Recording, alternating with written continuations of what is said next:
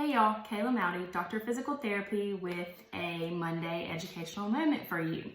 So today I'm going to talk about urinary incontinence. I'll mostly explain what it is, and we can talk about how it's treated or managed in later videos. So there are different types of urinary incontinence. Incontinence is defined as the involuntary loss of urine. It is something that is common, but not normal, is what we say.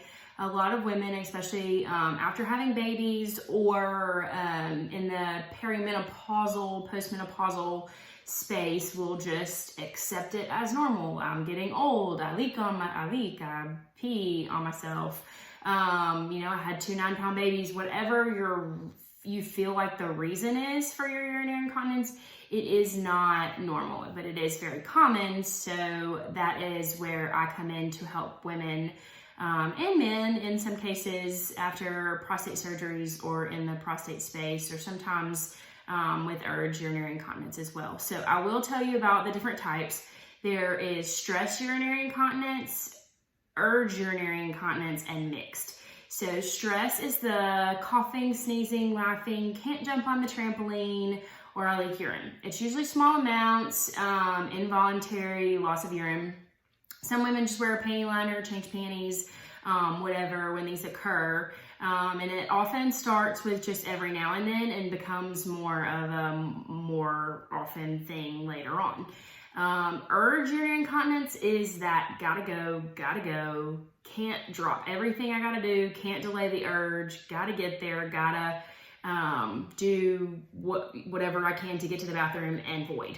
Sometimes I'll get pants down and lose some urine there. That is called your urge urinary incontinence. And then mixed is both. So sometimes you leak a little when you do stuff, position transitions, but sometimes you also have I turn the faucet on to wash the dishes, and I swear I didn't have to pee, but all of a sudden I have got to go right now.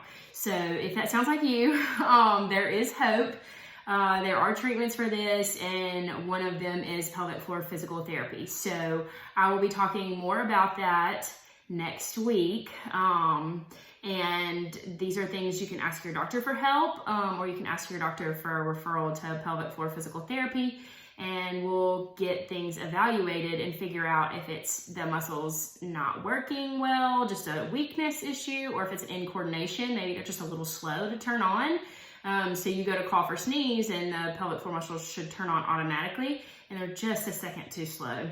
Or it could be a hypertonicity issue, which is just this pelvic floor always on. That also comes with other problems. Painful intercourse can be one of them, but definitely urge or frequency, feeling like you got to go all the time, but then not emptying large volumes. That is in the space of the muscles are too active, and we work on relaxation. But I will get into more details next week. Thank y'all for listening. So happy to be back.